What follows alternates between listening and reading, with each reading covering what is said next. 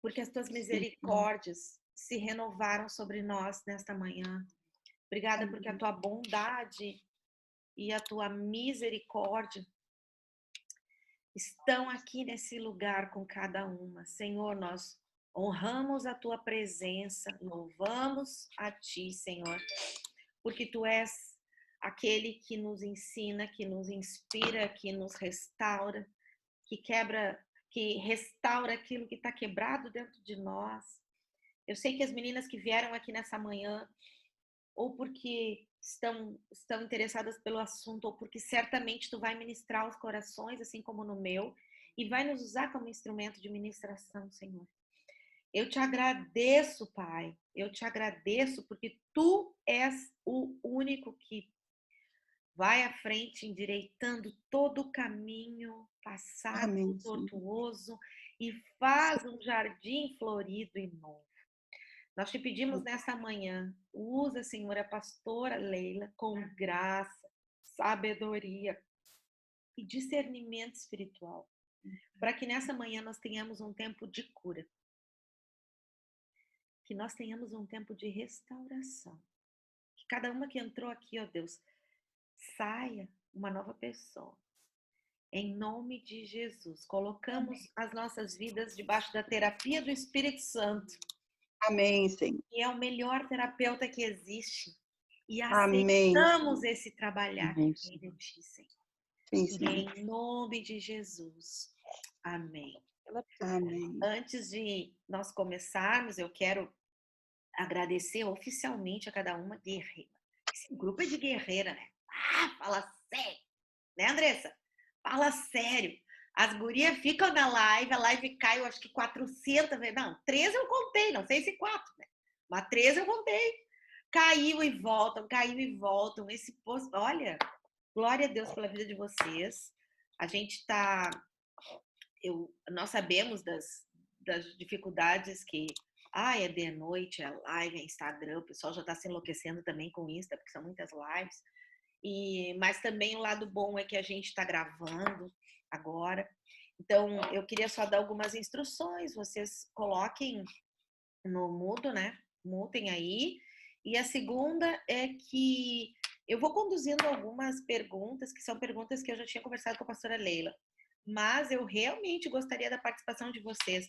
Então, vocês vão ali no bate-papo e coloquem no bate-papo as perguntas ou, eventualmente, o comentário de vocês, porque assim como o Insta, a gente quer interação. Às vezes a gente está indo para um lado, mas ficou alguma coisa. Então, vocês estão abertas para fazer isso. Antes ainda de começar, eu chamei a Michelle ali, que tu me mandaste ontem um link, né? Falando de um projeto da deputada Fran. Conta aí pra gente rapidinho. Já te vi, peraí, já te vi. Deixa eu contar para vocês uma coisa. Eu tô em casa assistindo culto com meu marido. Então, assim, eu vou ficar mais ouvindo, porque eu não vou conseguir ficar no silêncio, porque ele também está participando. Então, para assistir juntos, ele assiste a programação dele, eu a minha. Mas a legislação fala em relação à questão de que hoje a gente sabe que muitas mulheres sofrem violência dentro de condomínios, dentro de apartamentos, dentro de casas, e que por muitas vezes as pessoas escutam, né, a própria pessoa que está na portaria, em outros espaços, e isso nunca gerou nenhuma punição, né? E agora com a legislação isso vai gerar uma sanção de responsabilidade também às pessoas que estão sendo omissas em relação a essa situação. Mas eu creio que vai entrar também as gurias da Fran, e a própria da Fran vai acabar também participando em algum momento. E fui pega de calças curtas, tá?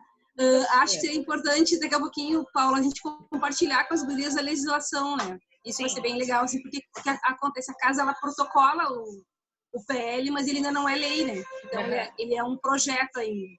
Tá bom. Tá bom, muito obrigada por convidar para participar. Vamos aprender juntas. Saia justa, mas assim, quem capaz, sabe capaz. Né? Eu vou ficar com o microfone mutadinho para poder, porque eu tô assistindo culto com o esposo também, problema. tá bom? Tá bom. Beijo. Então, gurias, não, só comentando aquilo que eu falei no início, né? Ainda é um projeto, mas eu achei muito interessante para os condomínios não serem mais omissos diante do que estão vendo e ouvindo. Agora a gente começa oficialmente Ontem eu comecei a live falando também sobre a Lei Maria da Penha, que foi modificada, na verdade, um pouco ampliada, digamos assim, e foi sancionada a lei, que foi poucos dias atrás, que obriga agressores a frequentarem programas de recuperação e acompanhamento psicossocial. Eu achei isso fantástico, porque uma coisa é a punição, outra coisa é a prevenção da próxima vez que isso poderia acontecer. Então, dentro disso, a gente vê também que toda essa legislação e todo esse movimento está indo para que as coisas, de fato, sejam denunciadas, mas mais do que denunciadas, que sejam trabalhadas. Dentro da igreja também comentei sobre, se depois vocês quiserem olhar, Casa Sofia, que é uma pesquisa, um estudo que foi feito em São Paulo e que mostra a incidência de 41% uma coisa assim, 41% dos casos de violência doméstica serem entre cristãos. E quando eu estava lendo esse material da pesquisa, bem interessante, alguns dos problemas relatados, e quem faz a pesquisa não é um pesquisador evangélico, uma pesquisadora, né, porque é uma mulher, e alguns dos problemas relatados, por que você não denunciou, ou por isso, ou por aquilo, ou por que você acha que isso aconteceu na sua casa. Entre os citados tem porque ele não é bem convertido ainda, quando ele começar a frequentar mais a igreja, ele não vai mais fazer isso. Ou é tudo do demônio. Então, nós começamos ontem a live falando sobre isso, né? É tudo do demônio? Ou não é bem assim? Como que a alma se comporta dentro disso e qual a nossa responsabilidade dentro disso? Porque também fica fácil, de alguma forma, né, pastora, a gente colocar a culpa no diabo para várias coisas nossas, e daí fica super simples, porque quando ele for, algum dia, ele vai ser derrotado totalmente e eu não vou ter mais esse problema. Só que as nossas atitudes nós vamos dar conta das nossas atitudes, né? Então, começo assim com esses comentários e vou chamar a linda pastora Leila, que é uma honra estar aqui conosco hoje. Pastora Leila. Bem, as mulheres cristãs, na sua grande maioria, elas interpretam, e até muitos líderes cristãos interpretam a Bíblia de uma forma até machista, porque quando eles falam sobre submissão, eles falam também, eles impõem uma certa passividade na mulher. É como se ela não tivesse direito, é como se ela não tivesse voz. Eu sou uma das primeiras pastoras mulher no Brasil, porque em 1960 não existiam pastoras. Isso não. A minha tia, ela pregava direto, praticamente, numa congregação em Itaberá, estado de São Paulo, uma cidade pequena, e ela nunca foi ordenada pastora. Mas eu fui chamada aos 17 anos e fui atrás. E graças a Deus, a minha denominação na época, antes a gente era presbiteriano e a gente aceitou o batismo no Espírito Santo, enfim, fomos para uma denominação onde se aceitava o Espírito Santo como com o seu batismo e tudo mais. Enfim, eu vivi muito da opressão contra a mulher, porque na minha época aos 10 anos, hoje eu tenho 77, segunda-feira eu faço 77 anos, então eu vivi muita opressão, onde os meus irmãos podiam estudar. Isso que a gente cresceu num ambiente estritamente cristão, onde princípios e valores, culto doméstico era recorrente na nossa casa. Entretanto, meu pai, quando eu terminei o primário, na época que era tido como primário, quarta série, foi feita uma festa, porque ali terminava a minha escolaridade. E eu queria estudar, porque eu via meu irmão, eles exigindo que os meus irmãos estudassem. Eu era a segunda de 7 irmãos. E eu fui até o meu pai e pedi: pai, me matricula na 5ª série, por favor. E ele disse: não, mulher não precisa estudar. Você vai cuidar dos filhos e mulher, né, não precisa ter nenhuma... Sabendo ler e escrever, tá bom. Você vai para lá, você vai começar a namorar. Pai, chorando. Eu perdi um ano de escola até que a prima do meu pai veio e falou com ele, falou: o Lineu, você manda, matricula e tal, e tal. Ele criou 1000 obstáculos, mas ele me matriculou graças a tia Ercília. Então, eu vivi. Então, às vezes, a gente é muito contra o feminismo. É claro que tem todo lado ruim, né? Eu não nego isso. Mas, de alguma forma, depois, aos 19, 18, 19 anos, eu vivi o movimento de uma certa libertação daquele cabresto, tá? Então, talvez por isso, o tema violência, o tema cerceamento de liberdade da mulher me causa tanta... Eu preciso trabalhar em cima disso. Então, muitas mulheres, elas perguntam: o que caracteriza a violência doméstica, principalmente a psicológica? Porque a outra você vê roxo, você vê está na cara, né, a violência física. A doméstica, a violência psicológica, ela é mais sutil, porque ela, além de acontecer dentro de um ambiente privado, onde nós não podemos entrar sem ser convidado, né, no ambiente da família, onde as mulheres precisam, todos os membros da família precisam ser amados, protegidos, acolhidos, aceitos, respeitados nos seus direitos. Nesse ambiente, nós sofremos, algumas mulheres sofrem as agressões mais terríveis que uma mulher pode passar. E ela vem de maneira sutil. Então, eu quero que vocês todas entendam que o homem não acorda de manhã e diz assim: eu vou matar essa mulher. Não. Ele começa de uma maneira sutil, tirando as estacas da identidade dessa mulher. Então, ele começa cerceando a liberdade, fazendo com que ela se sinta protegida só por ele. Ele vai como um polvo envolvendo, ele tira ela do ambiente da família, ele traz ela só para ele, e ali ele começa também a tirar os amigos, porque os amigos podem dizer: olha, isso que ele está fazendo com você não é legal.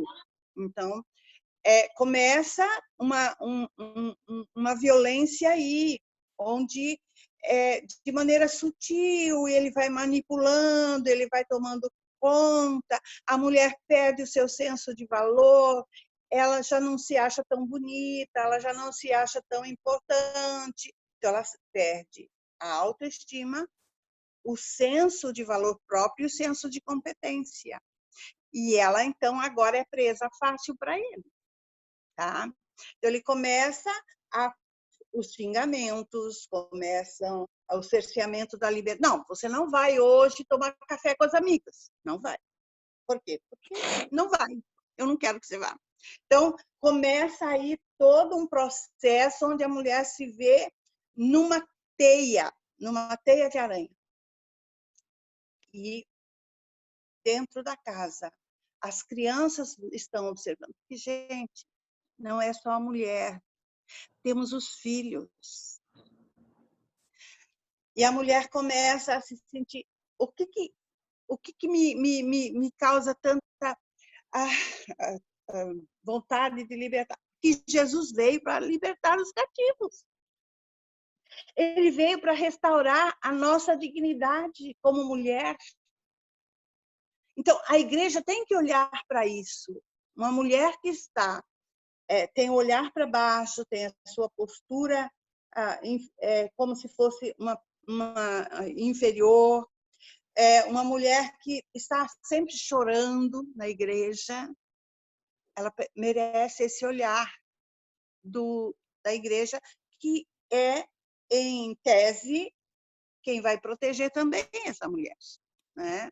Então, Pastora, o agressor, ele tem essa conotação no seu...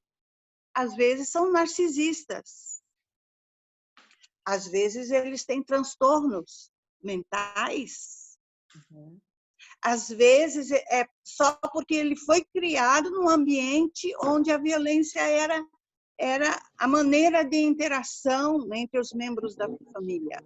O desrespeito, o palavrão, a linguagem pesada, a linguagem agressiva. Então, isso faz com que ele já conheça esse ambiente e é tudo que ele precisa para manter esse status quo, né?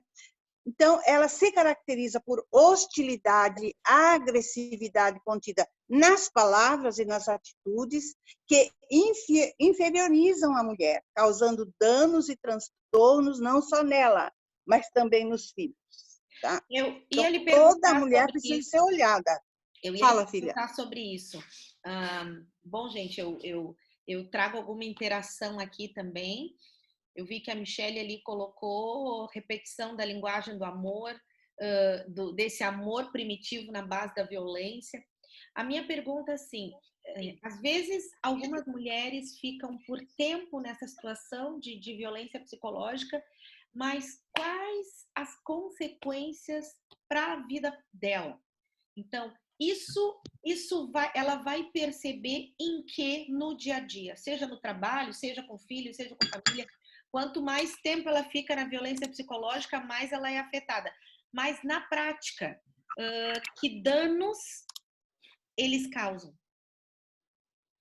Normalmente, os danos, os consultórios de psiquiatria estão cheios de mulheres com depressão, com ansiedade, transtorno pós-traumático, mulheres com doenças físicas, resultado dessa pata pesada, dessa maneira que a pessoa tem de se comunicar ou de viver dentro desse ambiente.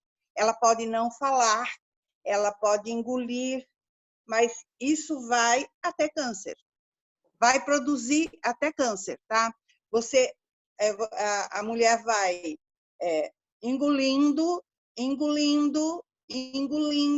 essa dor, essa insatisfação, essa tristeza. Então, ela acaba adoecendo, tanto emocionalmente quanto também fisicamente. Nós temos as doenças psicossomáticas que aparecem, né? Então, os traumas, elas podem levar para o resto da vida, assim como os filhos também, né? Levar para o resto da vida esse tipo de comportamento abusivo do pai, ou de um avô, enfim, de qualquer pessoa que seja. O que é importante é a mulher, de alguma forma, acordar desse sono, porque é como se ela estivesse dormindo, ela não sabe como sair disso, ela não consegue se movimentar para sair dessa abordagem ríspida, enfim, de todo esse processo, de todo esse ambiente agressivo e hostil que ela se encontra, né? Então, ela normalmente ela tem ansiedade. Hoje, se você olhar, Rivotril é assim água em muitas casas. Então, a importância escuta, eu estou sentindo essa dor, eu estou com essa ansiedade, qual é a causa?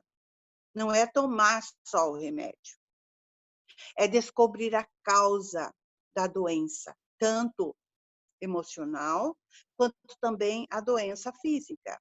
A maioria dos homens, dos médicos ou médicas, dos psiquiatras, eles sabem que por trás de uma gastrite tem um sistema nervoso ali forte, provocando a gastrite e outras doenças, né? Então, a importância é a gente buscar ajuda. Essa mulher precisa ser ouvida. Então, nós, mulheres cristãs, nós temos que nos colocar como ouvintes, empáticas, entender, não para julgar, gente. Nós cristãs, nós somos tão julgadores. Não sai porque não quer. Ela tem condições, às vezes, e a violência ela atinge todas as camadas sociais. Tá? Não, porque ela não quer. Não, não é isso. Há um tempo atrás, eu fui procurada por uma mulher, uma amada de Deus, que sofria, infelizmente, sofre violência psicológica ainda. E nós conversamos e ministramos, mas o que aprendi a esse relacionamento completamente doente também é porque ela não tinha como se sustentar. Então, ela também já estava tão oprimida emocionalmente que ela realmente achava que sem ele ela não ia conseguir. E como ele não tinha deixado ela trabalhar pela vida, ela disse que vida eu vou ter sem ele? Como é que eu vou fazer o quê? Eu vou trabalhar por onde? Eu vou viver de mendiga? Isso é todo o lar que eu tenho. Então a gente começou a trabalhar e foi muito interessante porque eu falei para ela que o pastor tem que estar junto nesse processo. Eu não posso trabalhar contigo sem ele. E o pastor veio no processo e foi extremamente aberto e participativo. Mas enquanto isso, o filho se revoltou, aí também que eu quero chegar, que é uma segunda pergunta. Enquanto isso, o filho se revoltou, saiu de casa, não quer nem ver aquele pai, porque já chegou na idade de poder sair de casa.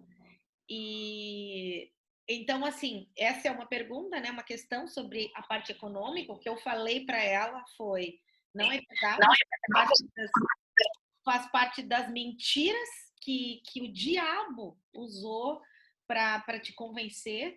E não, tu tem sim tu tem todo esse potencial, a gente vai descobrir, a gente vai te acompanhar nesse processo. Mas ela, claro, teria que querer bastante e seriam muitas mudanças. Mas uma é essas dificuldades e a segunda sobre o filho, que demorou demais para que ela conversasse sobre isso. O filho hoje não quer nem saber de relação. Então essa é a segunda pergunta, os traumas reais dos filhos. Porque enquanto a mulher está decidindo, está pensando, está trabalhando, como é que ela pode trabalhar com o filho nesse meio tempo, pastora? A maneira que ela pode fazer abordagens amorosas com o filho é exatamente, é dialogar com ele, dizer, vamos juntos, trazer o filho para perto dela e dizer, nós estamos vivendo essa situação abusiva. Vamos traçar planos para sairmos dela, né? Me ajuda, vamos buscar ajuda. E junto com o filho, se a criança já tem aí 11 anos, ela já tem condições de estar com a mãe, não pondo peso sobre a criança, mas essa criança precisa ver que está havendo um movimento da mãe para proteger, porque, meninas, se o pai já não protege o filho, a gente tem que se colocar na linha de frente.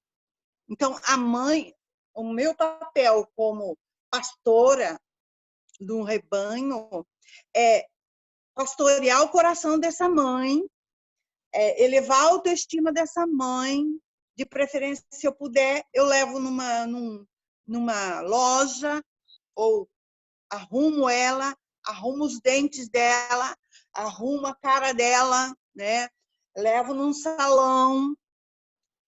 Isso as mulheres, gente, nós somos mulheres da igreja, nós temos uma rede de mulheres maravilhosas. A gente viu aqui, basta uma das mulheres dizer, olha, lá em tal lugar está faltando roupa. Pronto, se uniu um monte de gente e acho que sobrou roupa para todo lado, né? Então, nós temos uma rede fantástica de mulheres piedosas, bondosas, amorosas, cheia de amor para dar, né? E a gente pode acolher essa mulher, esse filho, ouvir esse filho, ouvir essa mulher, e como eu posso te ajudar? de que maneira eu posso te ajudar? Não é só a mulher, porque a mulher ela já está abaixada, ela não tem como também, mas trazer essas crianças para perto de nós e para elas se sentirem amadas e cuidadas, né? Esse é um dos passos que a gente pode ter como mulher cristã, né? Eu não Mais posso alguma deixar de Mulheres. Eu não posso deixar de comentar que a Casa Hope vem para ser esse lugar de refúgio, e a ideia também do programa, porque não é uma casa de acolhimento, mas a ideia também do programa é que as mulheres possam, de 2 a 3 anos, resgatar a identidade, e nós vamos auxiliar elas nessa parte. Eu consigo. E como uma das coisas dentro do programa, elas não podem ter relacionamento com o homem e nenhum relacionamento naquele período, para que elas resgatem a própria identidade, entendam que elas conseguem porque elas são capazes.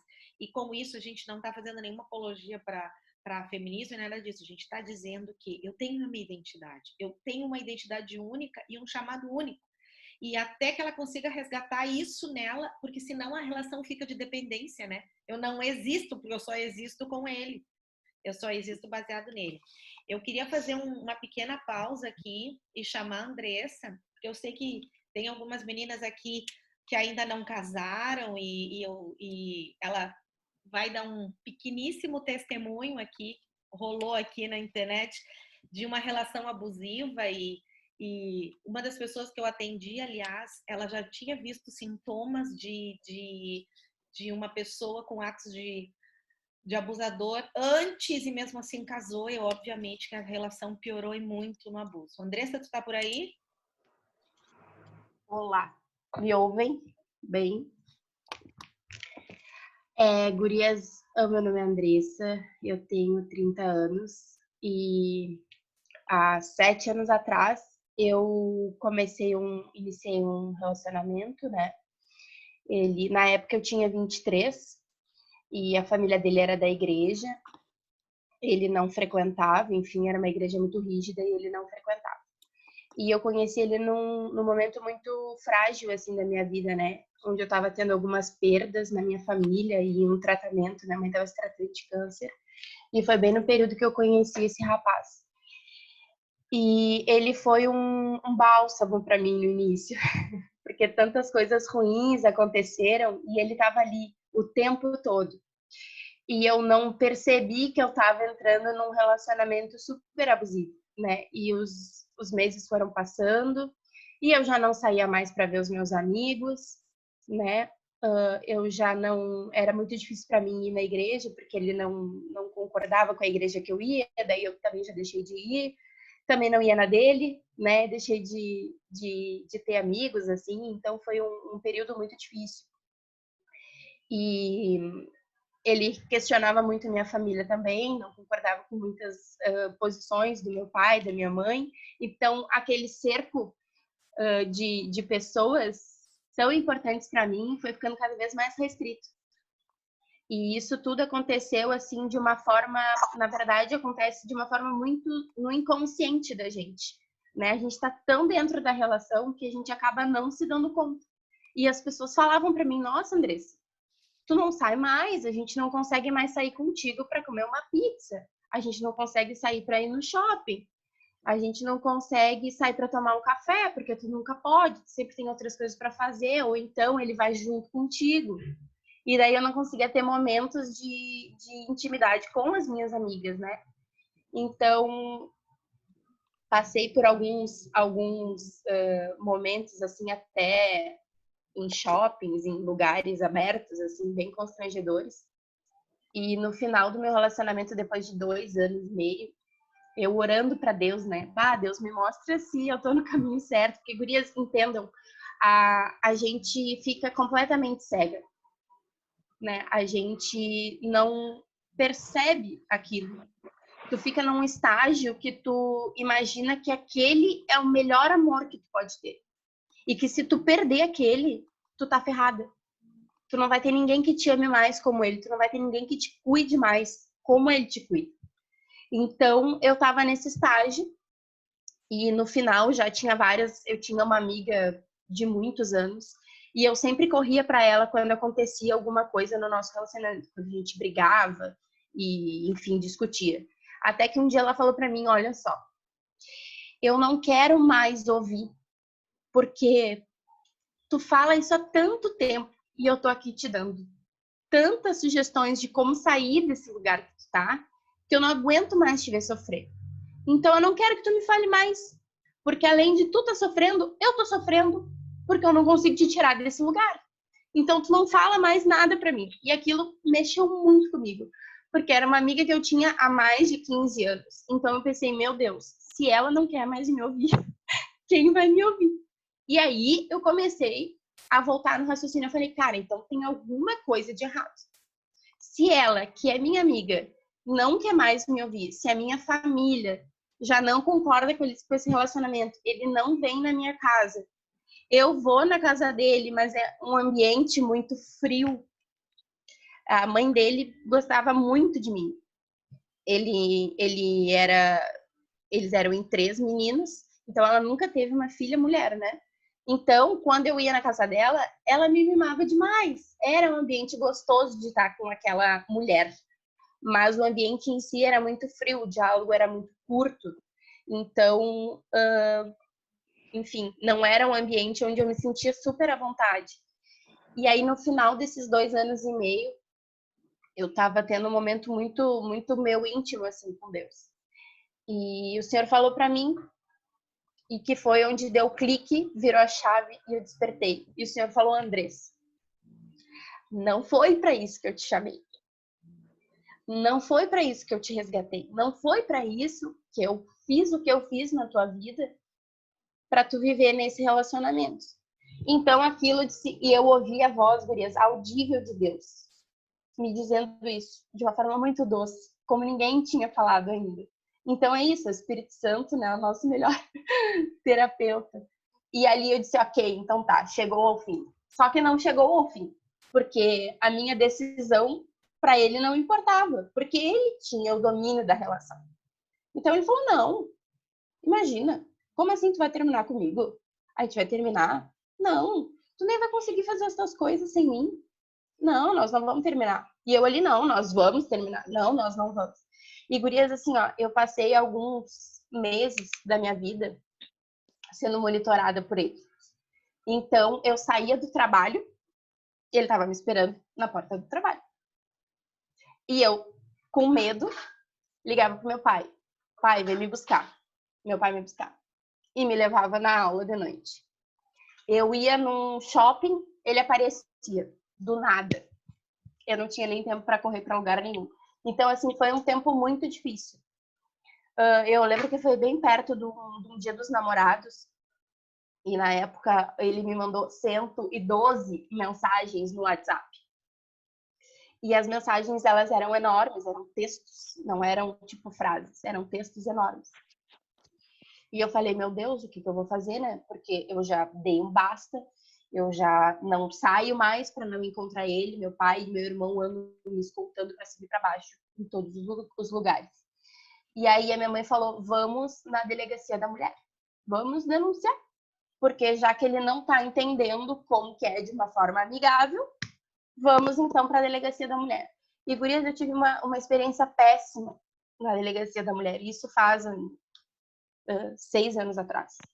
Eu cheguei lá e a moça que me atendeu perguntou assim, tá, mas ele te ameaça de morte? Eu falei, não. Ela disse assim, pois é, porque daí fica muito difícil pra gente, porque o que a gente vai conseguir fazer? Com as mensagens que tu tem, a gente vai conseguir abrir um processo contra ele, tu vai ter que estar disponível aí pro juiz e conversar com isso na frente de um juiz, com ele junto no mesmo ambiente. E assim, ó, ele vai ter que pagar umas cestas básicas. É bem difícil da gente conseguir uma medida protetiva para ti. Bem difícil, porque ele não te ameaça de morte.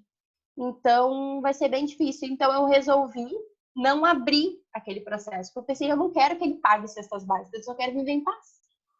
Eu só quero ter o meu direito de ir e vir para onde eu quiser, a hora que eu quiser, sem saber que essa criatura vai estar atrás de mim. E isso foi, gurias, 4 meses depois que eu resolvi terminar com ele. Então, assim, não foi só, não é o término. Quando tu termina, às vezes tu não resolve o problema, né? Vem tantas coisas atrás. Então, assim, meu pai ligou para ele, teve uma conversa bem séria com ele.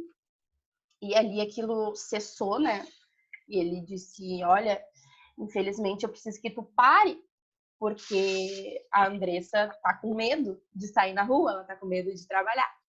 E na época, gurias, eu tinha 25 anos.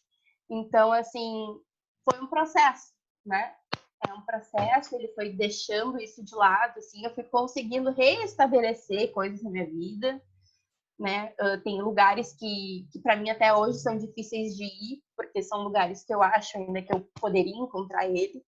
Então, assim, hoje eu aprendi a me posicionar, né? E mostrar para ele também que eu não tenho mais medo dele. Mas, assim, é um processo, né? Então, a violência psicológica, ela deixa marcas na gente que podem durar muito tempo, né? Se não forem bem tratadas e bem orientadas, elas deixam feridas na gente, em quem a gente é, na nossa identidade. E aí isso acarreta várias outras coisas, né, na nossa vida profissional, né? Porque a gente não se acha capaz. Quando a gente tem um desafio, a gente recua, porque a gente acha que a gente não vai dar conta. A gente tem medo do julgamento. Então, assim, eu tenho certeza absoluta que o meu testemunho ainda vai libertar muitas mulheres. E a gente não pode retroceder. A gente não pode ter medo de falar sobre isso. Porque às vezes as mulheres vivem esses relacionamentos durante anos. E elas não têm coragem, elas não sabem como sair desse emaranhado que a vida delas se tornou. Então, assim, a gente não pode deixar de falar sobre isso. Né? Os índices dentro da igreja evangélica são enormes. E são as nossas irmãs, sabe? Presas, vivendo num engano por anos, assim. E a gente não pode aceitar isso. Porque foi bem o que a pastora Leila falou, a gente não foi para isso que Cristo nos chamou, né? Cristo nos chamou para liberdade. Então, assim, tudo, entendam que esse lugar de abuso psicológico, ele é um lugar muito do inconsciente. A gente está ali inconscientemente, a gente acha que aquilo é o melhor para nós. A gente perde, como se a gente perdesse a noção da onde a gente está. É isso. Obrigada, Andressa. Obrigada, vou chamar. Que bom ter amigas, né, gente? Que bom. É bom ter amigas. E um pai. Aí o papel do pai foi muito importante na proteção, pelo menos para dar o limite correto. Normalmente, esses homens não foram criados com limites, tá? Desde a infância, eles fazem o que querem, eles não têm... Ou, Leila, será que muito limite? Ou será que muito limite também? Às vezes eu fico pensando, as pessoas crescem em ambientes tão rígidos. Eu lembro que esse menino, a família dele é da igreja, né? E ele me contava, assim, que foi usar calça quando ele tinha 15 anos. Então, ele cresceu num lar muito rígido. E, obviamente, hoje, né, eu entendo que o jeito dele amar e cuidar era desse jeito tão rígido, né? O que torna ele um abusador psicológico, né? É predador. Ele é predador, tá? Então, a importância aí já durante o namoro, graças a Deus, você teve essa percepção, alguém abriu os olhos, Deus falou contigo, né? Esse nosso estar na presença de Deus. Gente, a oração é o lugar dos nossos desabafos, né? Busca no Senhor, o Senhor vai falar com a gente. O Senhor fala conosco. E a partir do momento que Ele falou conosco, a gente precisa, sim, tomar as medidas que o Senhor vai nos dando. Às vezes, basta uma boa conversa da mulher. Vamos dizer, ela já está dentro de um relacionamento que ela não se sente à vontade, que ela não se sente livre, que ela é acuada, que ela tem um cerceamento, embora leve, da sua liberdade. O que essa mulher tem que fazer? Ela precisa sentar-se e conversar com esse marido. Olha, eu não estou gostando da maneira como nós estamos conduzindo a nossa família. Vamos nos sentar, vamos conversar, mas desarmada, nada de arrogância. Ela vai para uma conversa, para um confronto amoroso, né, com esse marido, desde que não seja uma violência, seja ainda uma violência mais ou menos que ela possa, logo de cara, colocar o limite adequado. Então, ela vai chegar e vai falar com esse marido: olha, eu estou escolhendo viver em paz e em harmonia. Nossa casa tem que ser a habitação de Deus. Deus precisa estar no nosso meio. Se ele é convertido, fica mais fácil a coisa, né? Porque da maneira como nós estamos nos relacionando, nós estamos destruindo a nossa casa, nós estamos ferindo os nossos filhos. E eu não quero para nós isso. Agora, eu escolho a paz, eu escolho a harmonia, eu escolho a bênção do Senhor sobre a nossa vida. E você? Deixa ele falar. Agora vai deixar ele falar. Olha, eu não estou entendendo o que você está falando, está tudo muito bom, não estou vendo, eu não vejo assim. Ele vai trazer a cultura dele. Ele cresceu, vamos dizer, no caso da Andressa, né? O rapaz cresceu num ambiente extremamente rígido. Gente, famílias, prestem atenção. O meu estágio em terapia familiar foi no São Pedro. Tinha muito crente lá.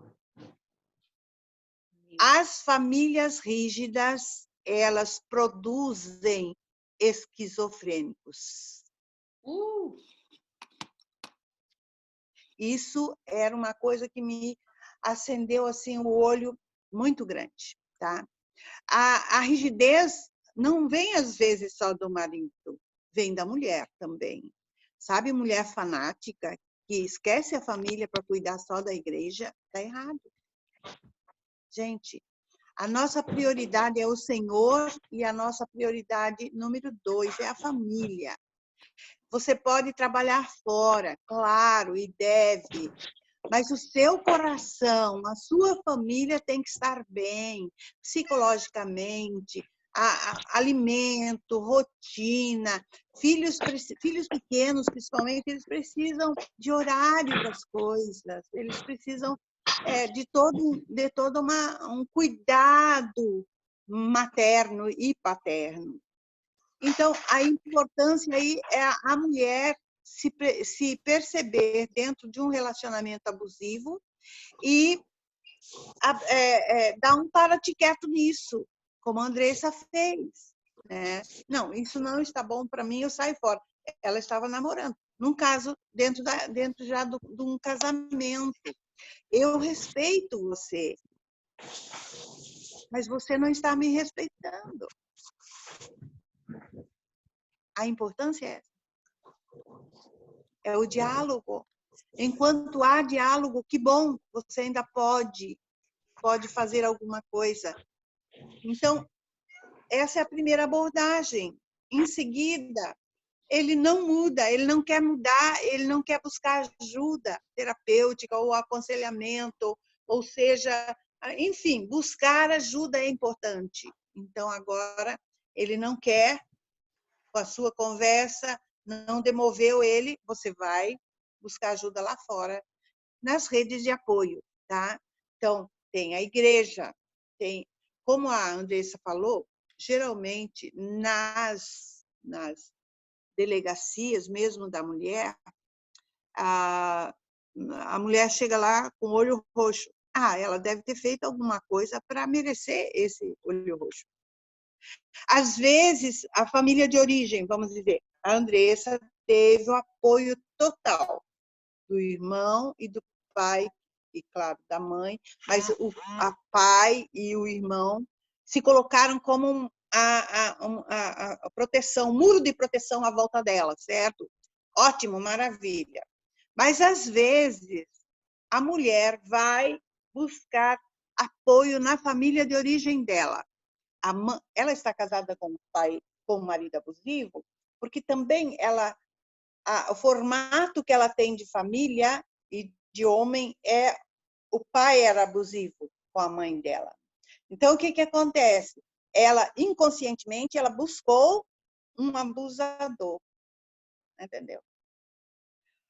Normalmente, não é sempre. Mas o que acontece é que, às vezes, a mulher que está sendo abusada psicologicamente, não houve ainda agressão física, ela busca apoio na mãe, e a mãe diz assim: ah, filha, vamos orar, Deus vai usar, Deus vai converter. Gente, eu tenho um caso muito próximo de nós, da filha de uma grande amiga, que ela viveu 14 anos debaixo da pata de um homem violento. Violento em todos os sentidos. Ela não apanhava, mas era uma violência muito forte, inclusive financeira. Tá? E durante 14 anos, essa menina, a gente via ela sempre muito triste, sempre muito magra, com muita gastrite, com muitos problemas de saúde.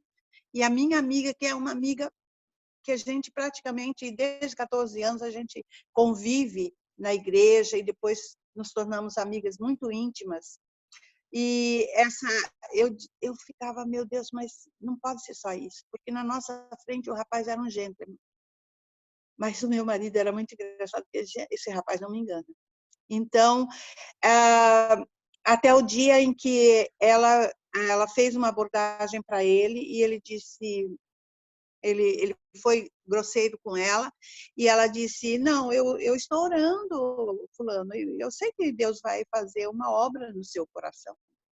E os pais sabiam de nada. Ele era o melhor genro que a minha amiga tinha.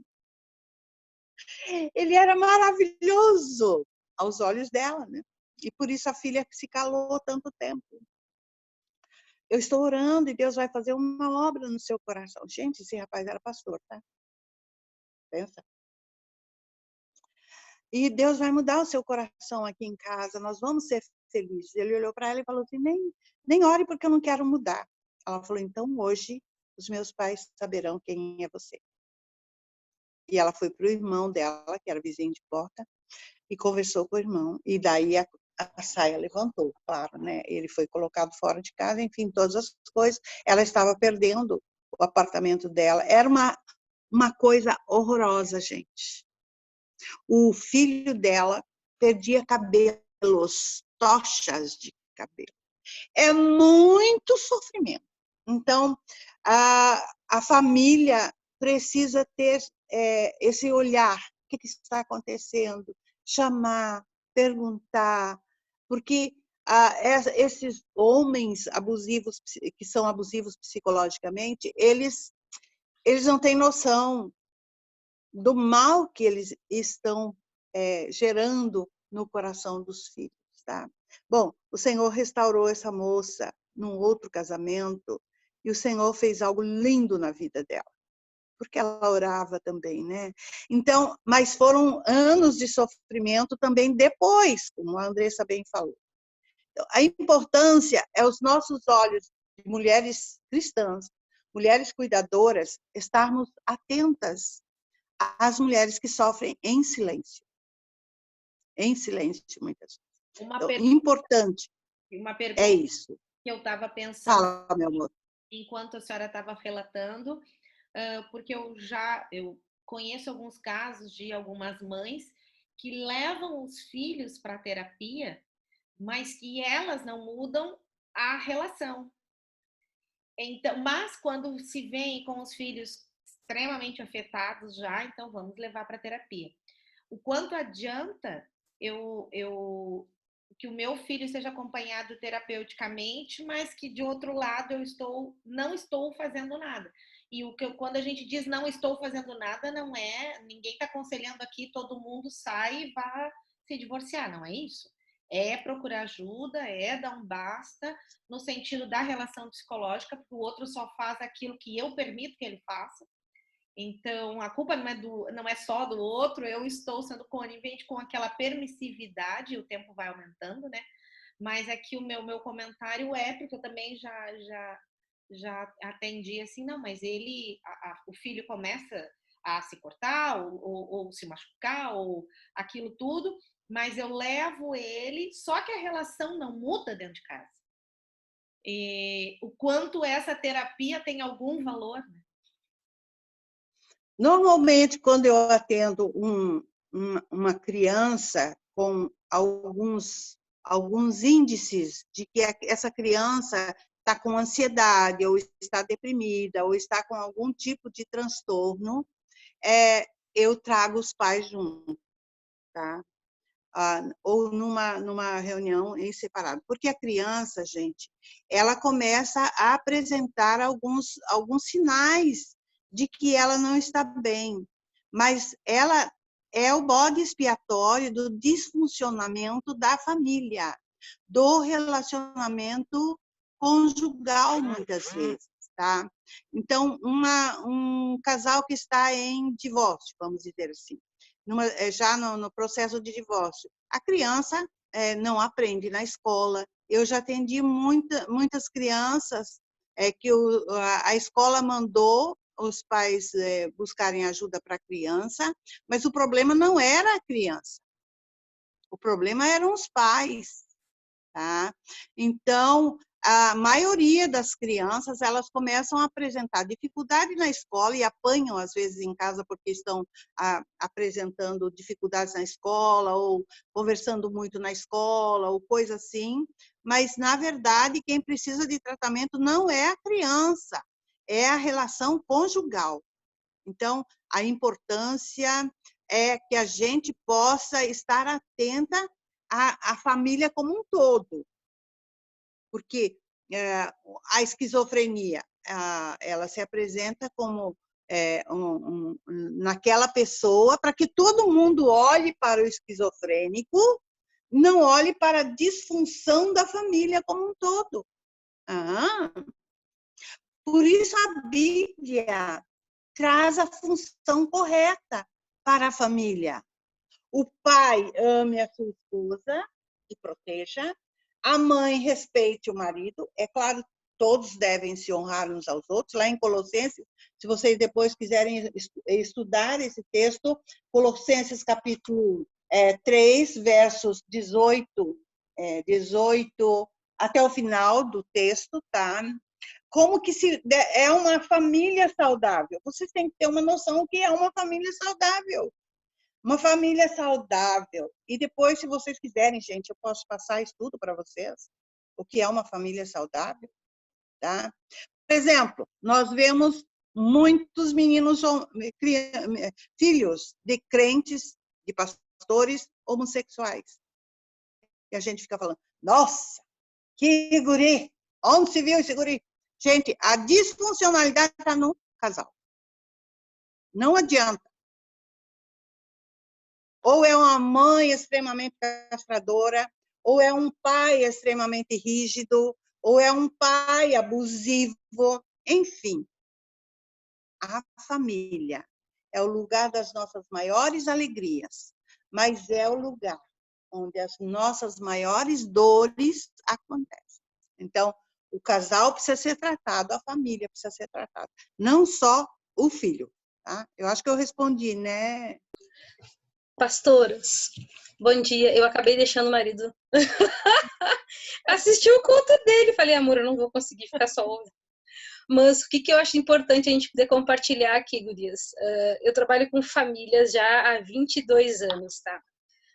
O meu ponto principal de início de trajetória sempre foi a infância e a adolescência. E todas as minhas situações de violência contra a criança que eu atendi ao longo da vida, sempre havia o reflexo da família. Sempre, sem nenhuma exceção. De fazer o atendimento com as crianças em uma escola e horas depois os pais entrarem na mesma sala, sentarem nos mesmos lugares, terem as mesmas formas de intervenção. Então, assim, a criança reflete exatamente o pai e a mãe. Mas a minha intervenção, pastora, era para questionar algumas coisas. A primeira situação é avaliarmos enquanto igreja, e aqui eu quero colocar como uma proposta para a gente poder avaliar, de nós começarmos a discutirmos os conceitos de violência.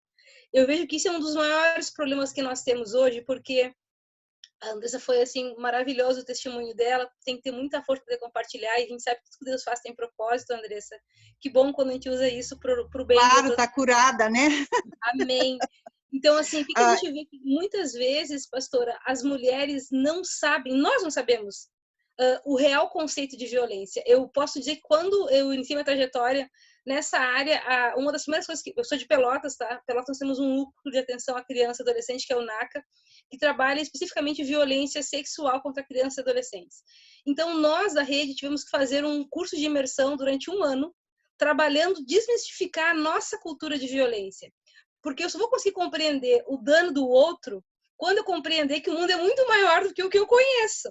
Nós geralmente levamos em consideração o que nós aprendemos nas nossas casas, né? Como eu falei lá no início do amor primitivo. E, por vezes, quando vem uma irmã dividir com a gente, pedir socorro pra gente, a gente vai, ela mereceu, ou tipo, tá querendo fazer showzinho. Então, se eu conseguir compreender o conceito de violência, eu vou conseguir perceber um olhar diferente, um tom de voz diferente. E, para finalizar, é importante que nós saibamos e façamos essa avaliação de que muitas de nós, durante muito tempo, somos boas atoras, né? Usamos várias máscaras. Então, conforme o ambiente que eu tô, é a máscara que eu vou vestir. E aí, para nós mulheres, muitas vezes, né, tirar essa máscara e colocar na mesa o ambiente de sofrimento e pedir socorro, muitas vezes é tão doloroso quanto a agressão daquele companheiro. Por quê? Porque vem o julgamento, né? Então, muitas vezes, a falta de empatia se dá pela falta de conhecimento. Então, eu queria compartilhar, assim, que eu acho que uma das coisas que a gente tem que pensar, Paula, mais à frente, e a pastora está sendo excepcional. Pastora Leila, assim, ó, eu há muito tempo escuto mulheres falarem sobre violência, mas uma mulher de Deus falar de violência é um tempero que eu nunca tinha provado. Muito obrigado por compartilhar esse tempo com a gente. Então, assim, Paula, pensarmos em um momento breve, trazer uma discussão em relação a quais os conceitos de violência, capacitar as mulheres, nossas líderes, pastoras cristãs, a conseguir identificar quais são as violências que existem hoje, como identificá-las, como tratar, quais são os meios de encaminhamento, porque este vai ser um encaminhamento que vai dar resultado. Eu tenho uma amiga que trabalha há muito tempo com mulheres vítimas de violência, que ela sofreu violência, e ele é alguém de alto escalão na rede que trabalha a prevenção de violência contra a mulher, e ela simplesmente não estava conseguindo fazer nada. Ela sofreu violência e ela não podia pedir socorro para ninguém porque ela se sentia constrangida. Irmã de promotor, num lugar estável dentro da rede, com todos os fatores de segurança que tem que fazer, e ela disse, Michele, eu não tenho como fazer porque ele vai me matar. Eu falei, opa, você sabe quais são as frases, sabe quais são os caminhos. Então, assim, se para uma mulher que está dentro da rede de proteção, que conhece a rede, que conhece a fala manipuladora do agressor, é difícil, imagina para uma mulher que está lá na periferia, ou dentro de um conceito, dentro de uma igreja que tem um olhar ainda, que entende, né, que não consegue compreender claramente a questão da submissão, e até onde essa submissão é submissão realmente, né? Então, assim, Paula, muito obrigada por essa manhã. Pastora Leila, é sempre maravilhoso lhe ouvir. E acho que a gente tem que pensar nessa questão de encaminhar também algumas questões bem práticas, porque violência, gente, é algo que marca. E aí, para finalizar, Pelotas, nós temos um curso em Educação e Direitos Humanos, que era o EDUCA, que trabalhava a questão de violência lá na base, lá com a criança e adolescente. E também trabalhava a questão com os homens, com os agressores, porque compreendíamos que se um agressor não for tratado, ele vai trocar de cidade, vai trocar de bairro, vai conseguir construir outra família e o ciclo vai permear, vai continuar. Então, é tratar, porque a violência tem que ser quebrada. É ciclo que, se ninguém for lá e demonstrar que existe outra forma de viver, ela vai seguir acontecendo. Eu vou parar de falar, prometo. Mas muito obrigada, gurias, de todo o meu coração, viu? Parei. Na verdade, a tendência é repetir geração após geração, e alguém tem que dar um basta, que seja a mulher, que seja o filho, que seja quem for, buscar ajuda. É óbvio que é muito difícil quebrar esse ciclo do silêncio, quebrar toda essa proteção que o homem tem diante daquela situação, não é? Mas o simples fato de a gente levantar essa bandeira nós aqui no Rio Grande do Sul, levantarmos essa bandeira e pensarmos numa maneira diferente de também ajudarmos esses homens que repetem esses padrões a saírem desse patamar, desse lugar onde ele é o abusador, ao invés do protetor, ao invés de dar amor, ele é o chicote na vida da família. Então, a importância é a gente trabalhar a mulher, trabalhar os filhos, mas trabalhar esse pai. Tá? Eu entendo que chegou uma época que eu atendi, ainda no curso, ainda na sala de espelho do curso de terapia familiar, uma família que a menininha de 4 anos estava sendo abusada sexualmente pelo padrasto. E a mãe dizia que a menina estava inventando aquela história. Até o dia que nós fizemos na sala do espelho, trouxemos a mãe para fora da sala, ela ficou assistindo a filha brincar com as bonecas, e a filha repetiu o que o padrasto fazia, e essa mãe caiu num choro violento ao ver essa situação. Entretanto, quando nós chamamos o padrasto, a gente ficou com dó do padrasto, porque a história dele foi uma história em orfanato, onde ele foi abusado o tempo todo sexualmente. Então, nós temos que ter esse olhar, não só para a mulher, como também para o homem e para as crianças, né? Então, é esse olhar que nós precisamos ter e que possamos refletir esse olhar divino, compassivo, misericordioso, mas também de justiça, tá? Não deixarmos isso, é uma bola de neve, onde parece não ter fim esse tipo de comportamento. E eu gostaria de dizer para vocês que nós precisamos orar, buscar o Senhor, precisamos estar atentas e nos colocar como instrumentos. Com certeza, o testemunho da Andressa. Por que Deus deixou a Andressa passar por isso? Ele podia ter evitado. Andressa, Deus deixa a gente passar por uma situação dessa. E todas as mulheres que estão me ouvindo aqui, se por um acaso ou estão vendo alguém, você mesma está num ambiente de extrema agressividade e hostilidade, você precisa ser liberta para também libertar outros. Deus deixa a gente passar, sim, pela tribulação, pela luta, pelo problema, pelo abuso, para nós mesmas, vivenciando aquela situação, sermos ponte e sermos instrumentos de libertação e cura para outras pessoas.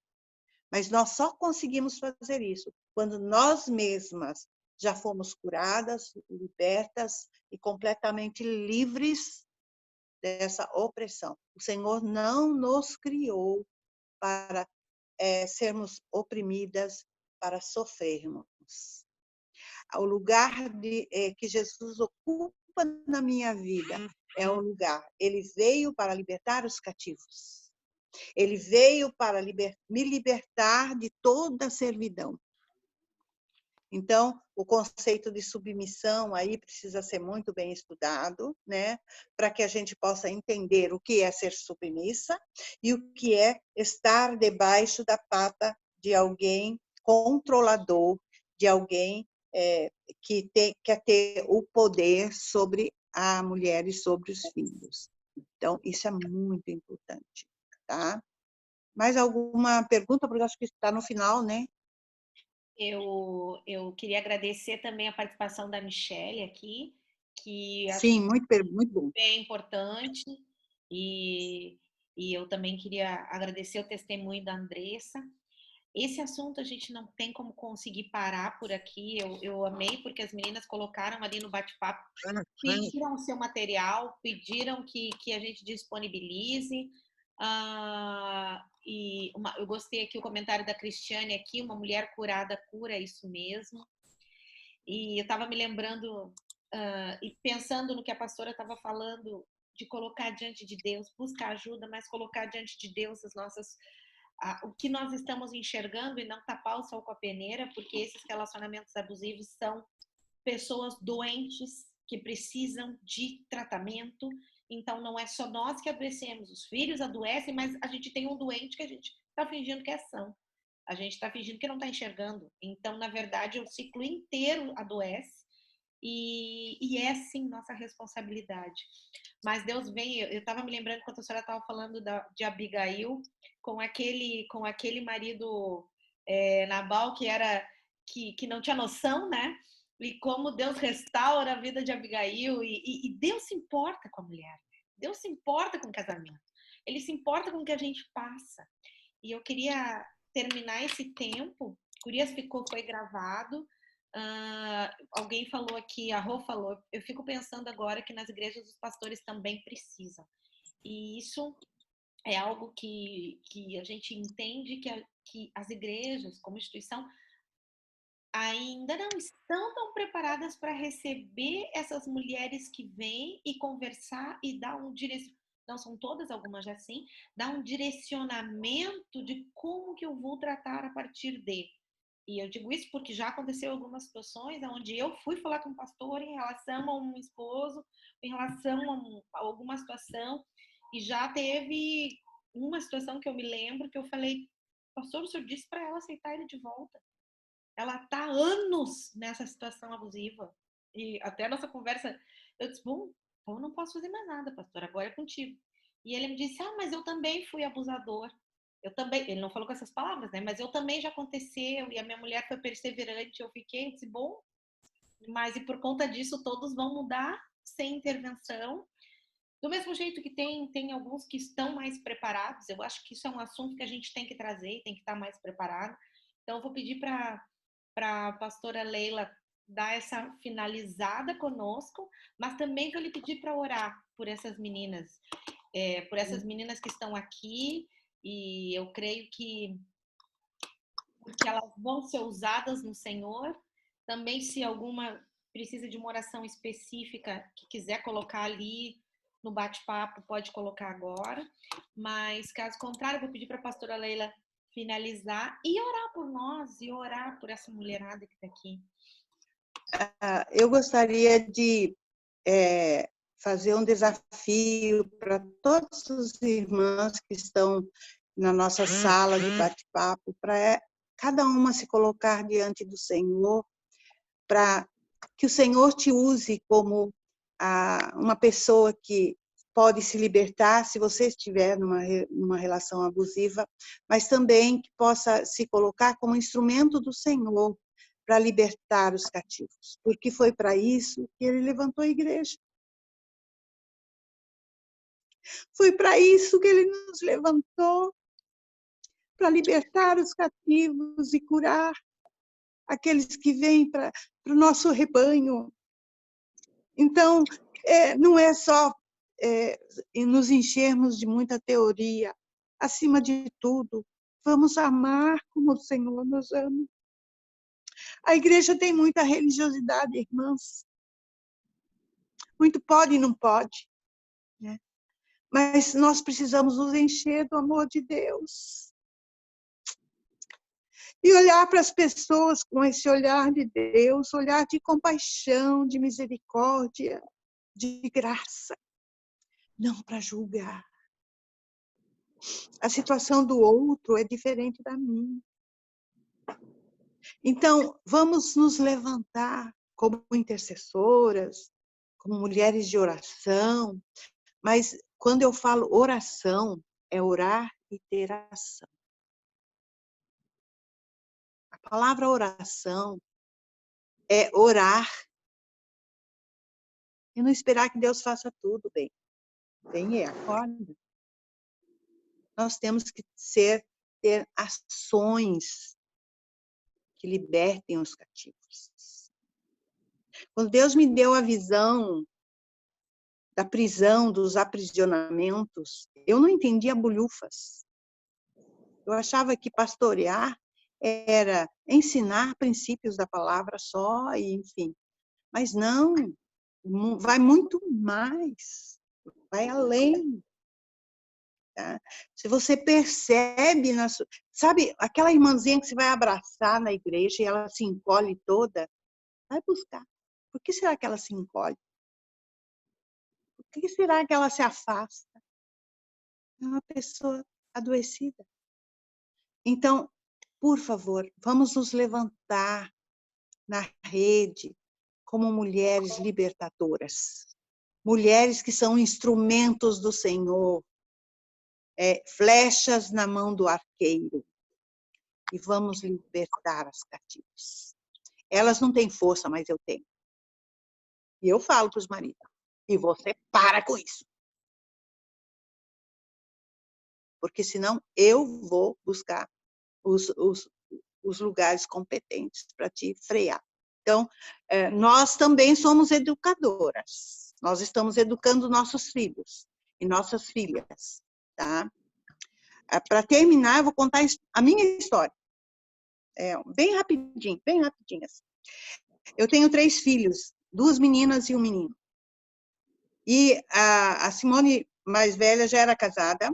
Eu cito nomes porque eles não fazem muita questão. Eles já sabem como eu sou. Então, a Simone já estava casada, já tinha os filhos, já estava vivendo a vidinha dela. E eu tinha em casa o Rogério e a Lili, a Cláudia e a Liliane. E um dia, e sempre que a Liliane chegava, a Liliane sempre foi muito contestadora. E quando ela chegava do Pastor Doms, ela chegava um pouquinho depois do Rogério. Eu dizia, às vezes, né? Às vezes a mesa já estava posta, mas às vezes eu dizia, filhinha, corre lá, arruma a mesa para a mamãe, tá? Eu estou meio atarantada, principalmente na quinta-feira, que era o dia que eu ia para a igreja em jejum orar e tal. Daí me atrasava um pouco nos afazeres domésticos. E daí um dia ela chegou para mim e falou assim, sabe o que foi abordado hoje lá na escola? Quem cria os machistas são as mulheres, são as mães. Opa! Sinal vermelho para mim, nota 0 como mãe, né? Poxa, mesmo, o Rogério sempre chega antes dela, da escola, ele estudava mais perto de casa, vinha até a pé. E eu disse, pois fica tranquila, filha, eu vou ter outra postura a partir de agora. Rogério, vem pôr a mesa para mim. Né? Então, gente, nós precisamos também nos educar, para educarmos os nossos filhos de forma diferente. Né? Vamos pensar nessa coisa. Quando a Michelle falou sobre pontuar o que é abuso, nós fizemos isso, acho que nas 2 lives, né? De uma maneira muito, muito convincente. O que faz a gente enxergar que seja um abuso. Então, a gente vai voltar, eu vou mandar o texto para vocês estudarem, vocês precisam saber o que caracteriza o abuso, né? E para a gente poder nos aprofundar nisso e entendermos. Tem alguém querendo falar? Eu fui ver, é mó amigona da pastor Sueli. Oi? Uma fofa, linda, linda. Isso. Querida, tudo bom? Então, a importância aí é a gente estar muito consciente do que significa o abuso, principalmente o psicológico, tá bom? Agora nós vamos orar, vamos nos levantar. Minhas irmãs amadas, nos levantemos para tornar as nossas famílias, o mais saudável possível. Amém? Amém. Meu Deus, querido, amado, meu Pai Celestial, Tu estás no céu, mas Tu estás nos nossos corações, Tu moras dentro de nós. E se Tu moras dentro de nós, nós somos também fonte de amor, de paz, de justiça, de alegria, Senhor. Neste momento eu oro me colocando à Tua disposição para ser aquilo que Tu queres que eu seja. Que a gente possa ser instrumento, sim, Senhor, de graça, perdão, de justiça. Que possamos levantar aqui um exército de mulheres que dá um basta a toda essa situação de violência doméstica, seja ela de ordem física ou de ordem psicológica, porque ela começa pela violência psicológica.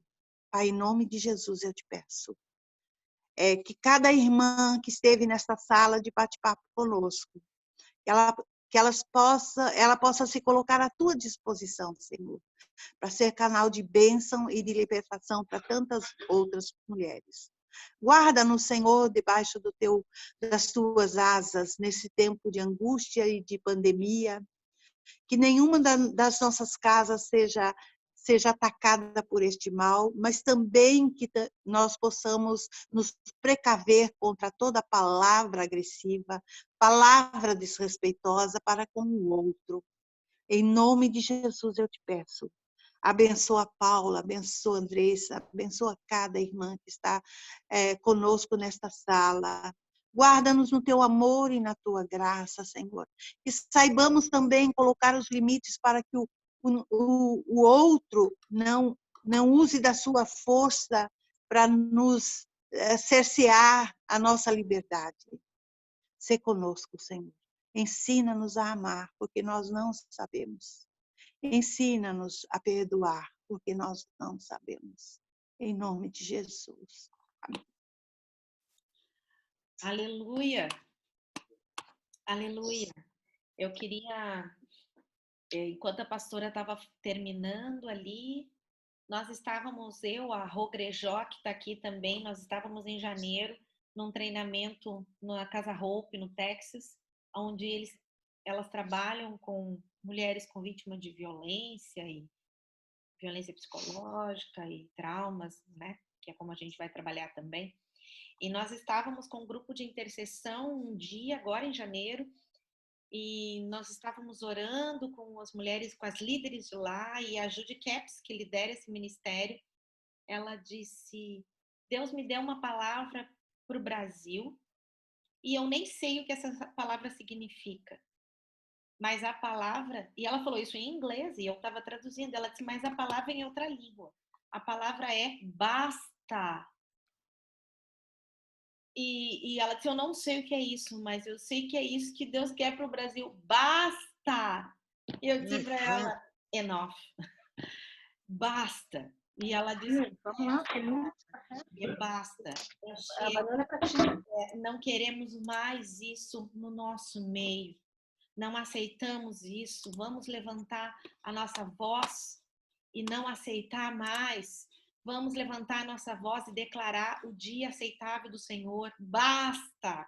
Não queremos mais. Então, eu vi aqui. Então, eu quero terminar esse tempo te convidando para se levantar como uma voz profética nesse tempo. Se levantar como uma voz profética no meio das mulheres.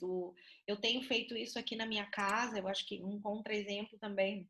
Eu tenho feito isso na minha casa com as minhas filhas e já temos falado várias vezes, tem uma de 12, uma de 16, sobre o que é violência psicológica, sobre o que é ser um relacionamento abusivo e o que Deus fala sobre isso. Eu tenho orado com o meu esposo diariamente sobre os esposos das nossas filhas.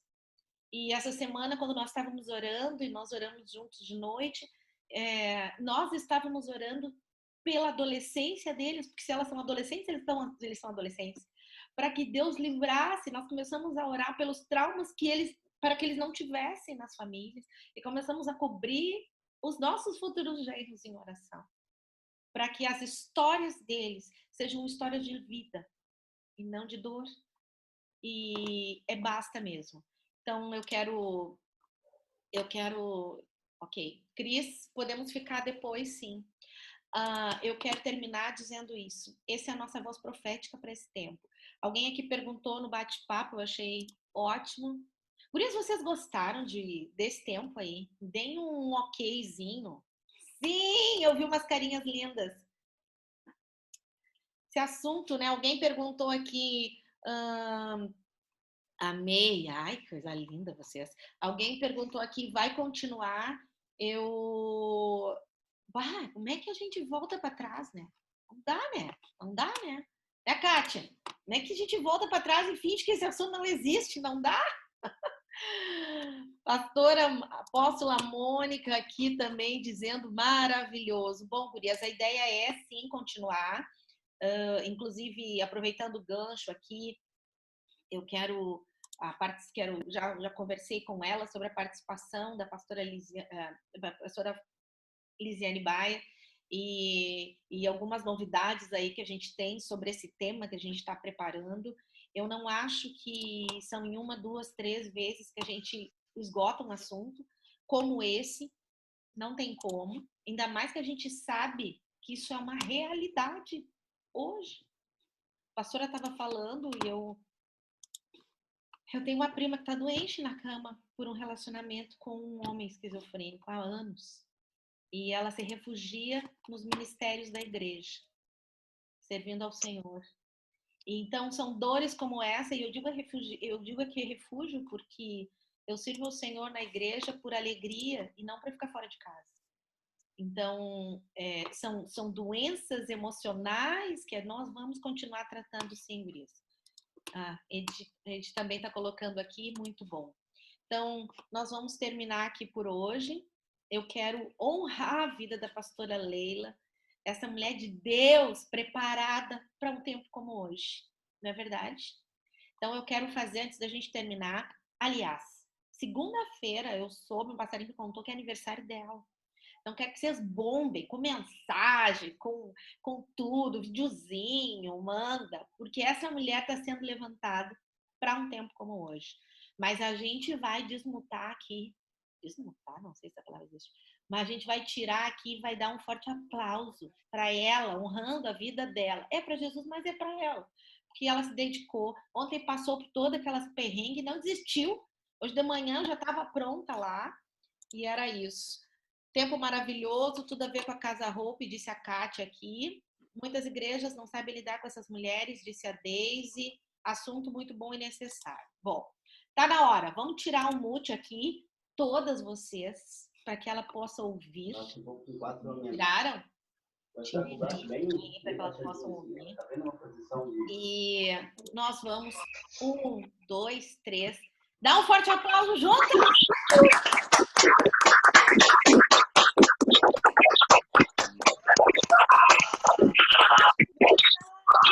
Glória a Deus. Gurias lindas, amo vocês. Olha aí a Silvana. Amo vocês. Sim, eu te amo.